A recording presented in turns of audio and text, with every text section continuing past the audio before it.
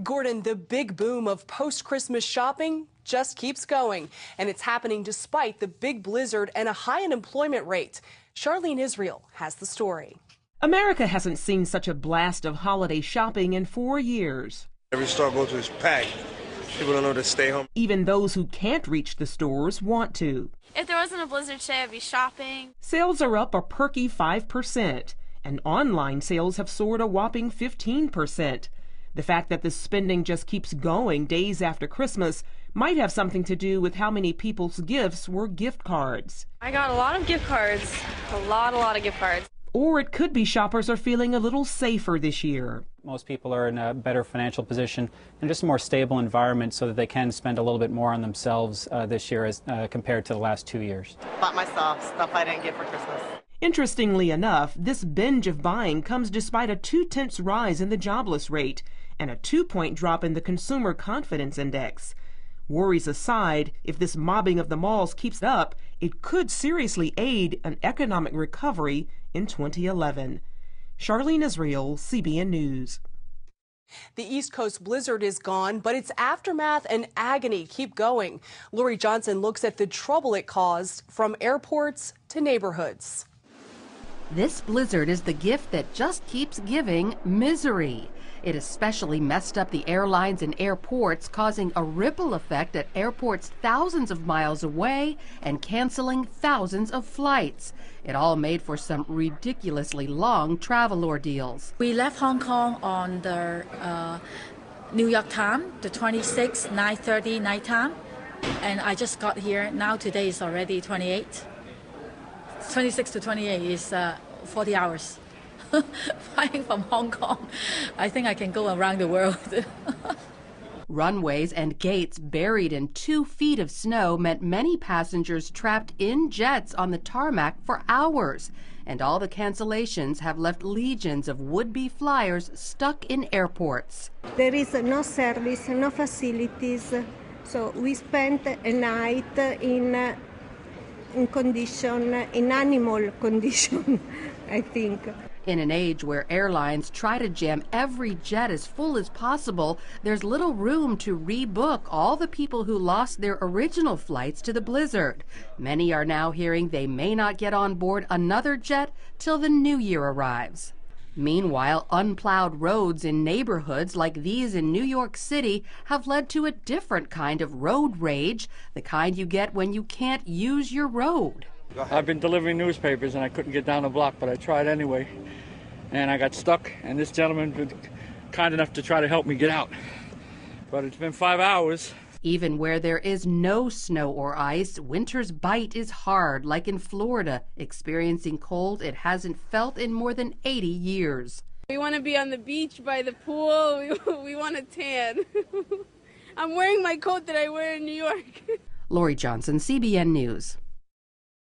As Lori mentioned, thousands of New Yorkers are angry that their government has been so slow to clean up the city streets. Mayor Michael Bloomberg said the snow fell so fast it was hard to keep up with, and that abandoned cars in the middle of the roads makes plowing difficult. The city council wants an investigation into the slow pace of the cleanup.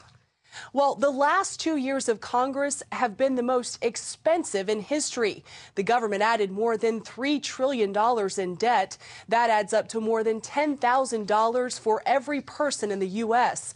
CNSnews.com points out that the total national debt is now nearly $14 trillion, which comes to nearly $45,000 for everyone in America. A Sacramento airline pilot is going public after anonymously posting a video on YouTube pointing out what he calls a serious flaw in airport security. Chris Liu didn't think it would get much notice. Then the video went viral across the web. Liu pointed out the disparity between upstairs at the airport, where passengers face body scanners and pat-downs, and downstairs, where airport workers and ground crews gain access by simply swiping a card. All I'm looking out for is the flying public. I just want to start from point A and go to point B, and if the flight is really boring, I've achieved my mission. Now, however, Liu could face charges for sharing security secrets. A section of an ancient city wall has been discovered by archaeologists in Jerusalem. Some say the find confirms the biblical account of the city's existence at the time of King Solomon. Chris Mitchell has that story. Some archaeologists believe King David and King Solomon were mythical characters. But others, like Eilat Mazar, say archaeological finds from 3,000 years ago prove differently. I think that more and more we are facing the evidence that the biblical stories contain quite accurate descriptions of reality. The excavations just outside the old city of Jerusalem uncovered an ancient city wall complex from the 10th century BC.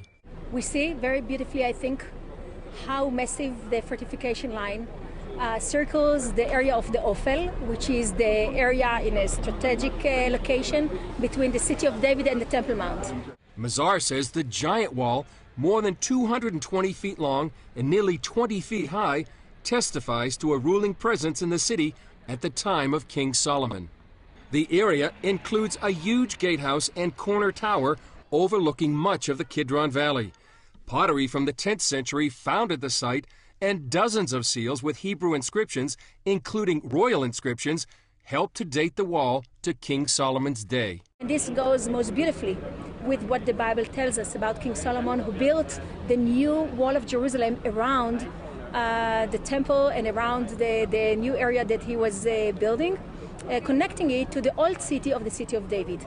The area was excavated by archaeologists as early as the 1860s. However, Mazar says her excavation was the first to uncover the foundations of the site.